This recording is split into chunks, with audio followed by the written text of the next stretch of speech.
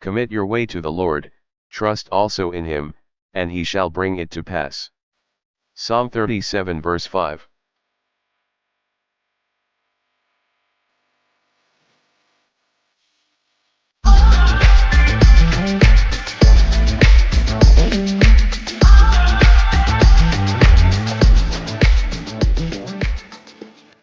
Ang bawat organisasyon ay umaasa sa mga empleyado upang makamit ang kanilang mga layunin. Bilang kapalit ng kanilang trabaho, binibigyan sila ng kompensasyon tulad ng sahod, bonus, at iba pang benepisyo. Bukod dito, regular ding sinusuri ng organisasyon ang pagganap ng mga empleyado upang malaman kung gaano nila kahusay nagagampanan ang kanilang mga tungkulin. Ang resulta ng pagsusuring ito ay ginagamit bilang batayan sa pagbibigay ng una, promosyon, dagdag sahod, insentibo, at mga pagsasanay. Sa araling ito, maunawaan natin kung paano nagtutulungan ang kompensasyon at performance evaluation upang mahikayat ang mga empleyado at mapaunlad ang organisasyon. Sa araling ito, matututunan ninyo kung bakit mahalagang mabigyan ng tamang kompensasyon ang mga empleyado at kung paano sinusukat ng organisasyon ang kanilang pagganap. Malalaman din ninyo ang iba't ibang uri ng kompensasyon at ang kahalagahan ng patas na pagsusuri sa mga empleyado. Ang kompensasyon ay tumutukoy sa lahat ng natatanggap ng empleyado bilang kapalit ng kanyang serbisyo. Maaaring ito ay sahod, bonus, komisyon, allowance o iba pang benepisyo. Samantala ang performance evaluation ay ginagamit upang masukat kung gaano kahusay nagampanan ng empleyado ang kanyang mga tungkulin. Ang mga empleyadong may mahusay na performance ay kadalasang nabibigyan ng dagdag benepisyo o promosyon. Bagamat mahalagang batayan ng performance sa pagbibigay ng kompensasyon, hindi lamang ito ang isinasaalang-alang.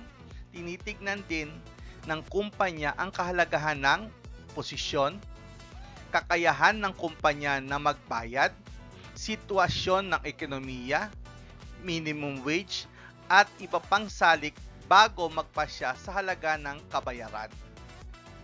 May tatlong pangunahing uri ng kompensasyon. Una, ang direktang kompensasyon ay salaping direktang ibinabayad sa empleyado. Ang hindi direktang kompensasyon ay mga benepisyong hindi pera ngunit may malaking halaga tulad ng insurance at medical benefits. Ang hindi pinansyal na kompensasyon ay nagbibigay ng kasiyahan sa mga empleyado sa pamamagitan ng pagkilala, magandang kapaligiran, at pagkakataon para sa pag-unlad. Direct compensation. Ito ang pinakamadaling makita at maramdaman ng empleyado dahil ito ay salaping kanilang natatanggap. Ang overtime pay ay kabayaran sa sobrang oras ng pagtatrabaho habang ang bonus at komisyon ay ibinibigay bilang gantimpala sa mahusay na performance. Indirect and non-financial compensation. Maraming empleyado ang mas nagiging kontento kapag may mga benepisyong tulad ng libreng pagpapagamot, bakasyon na may bayad, at retirement plan. Mahalaga rin ang simpleng pagkilala sa kanilang pagsisikap, magandang samahan sa trabaho at pagkakataong umunlad sa kanilang karera. Compensation and organizational objectives. Sa kasalukuyan, hindi lamang posisyon ang batayan ng sahod. Mas pinapahalagahan na ngayon ng mga organisasyon ang aktwal na contribution ng empleyado, ang kanyang kakayahan, at ang kalidad ng kanyang trabaho. Compensation as employee motivation. Kapag nararamdaman ng mga empleyado na pinahalagahan sila sa pamamagitan ng patas na sahod at benepisyo, mas nagiging masipag sila, mas produktibo at mas nananatili sa kanilang trabaho. Pay equity o equity theory. Ayon sa equity theory, mas nagiging motibado ang mga empleyado kapag naniniwala silang patas ang kanilang natatanggap kumpara sa kanilang ginagawa at sa natatanggap ng ibang empleyado. Kapag nakaramdam sila ng hindi pagkakapantay-pantay, maaring bumaba ang kanilang motibasyon. Expectancy theory. Sinasabi ng expectancy theory na mas nagsisikap ang mga empleyado kung naniniwala silang ang kanilang sipag ay magbubunga na magandang performance at ang magandang performance ay magdadala ng bonus, promosyon, dagdag sahod o pagkilala. Basis for compensation. Iba-iba ang paraan ng pagbabayad depende sa uri ng trabaho. Ang piecework ay batay sa dami ng produktong nagawa, samantalang ang iba ay batay sa bilang ng oras, araw, linggo o buwan ng pagtatrabaho. Factors affecting compensation. Ang halaga ng kompensasyon ay naaapektuhan ng mga salik sa loob at labas ng organisasyon. Kailangang sundin ng mga kumpanya ang batas sa paggawa at minimum wage habang isinaalang-alang din ang kanilang kakayahang pinansyal.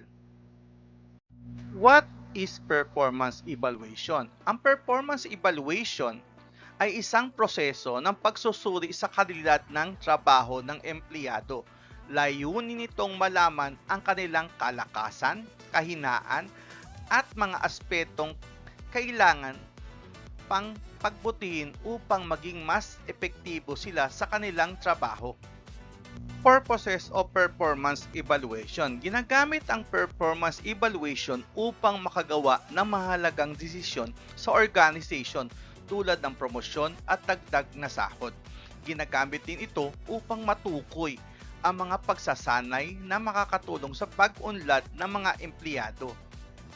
Administrative purpose. Tinutulungan ng performance evaluation ang pamunuan na magpasya kung sino ang dapat ma-promote, mabigyan ng dagdag sahod, malipat ng posisyon o mabigyan ng kaukulang aksyon kung kinakailangan. Developmental purpose. Layunin nitong tulungan ang mga empleyado na mapaunlad ang kanilang kasanayan, makatanggap ng tamang pagsasanay at may handa sila para sa mas mataas na posisyon sa hinaharap. Performance appraisal methods. Common methods include trait methods, graphic rating scale, forced choice method, behaviorally anchored rating scales, behavior observation scale. May iba't ibang paraan ng pagsusuri ng performance depende sa pangailangan ng organisasyon. Ang bawat paraan ay may kanya-kanyang kalakasan sa pagsukat ng pagganap ng empleyado.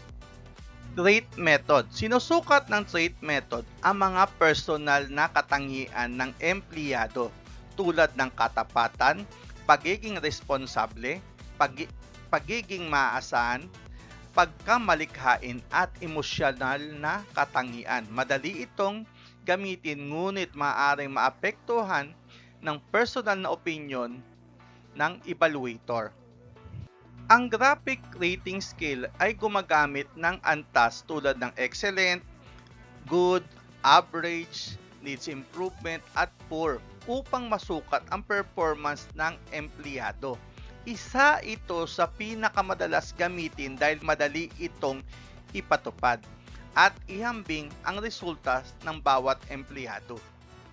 Sa forced choice method, pinipili ang evaluator ng isang pahayag na pinakamahusay na naglalarawan sa empleyado mula sa dalawa o higit pang mga pagpipilian.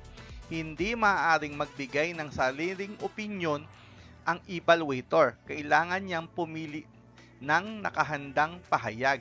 Ginagamit ang paraang ito upang mabawasan ang pagkiling o bias at maging mas patas ang resulta ng pagsusuri. Halimbawa, masipag sa trabaho, mabilis magtrabaho, o kaya naman may kakayahang mamuno, may sariling inisyatiba.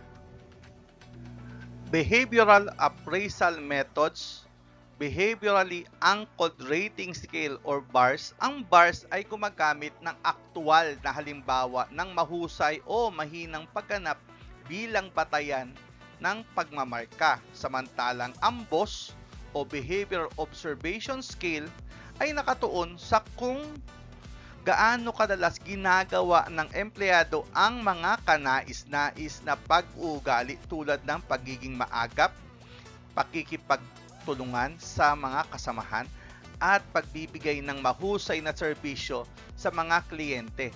Dahil nakabatay ang mga paraang ito sa aktwal na kilos ng empleyado, mas nagiging patas at objektibo ang pagsusuri.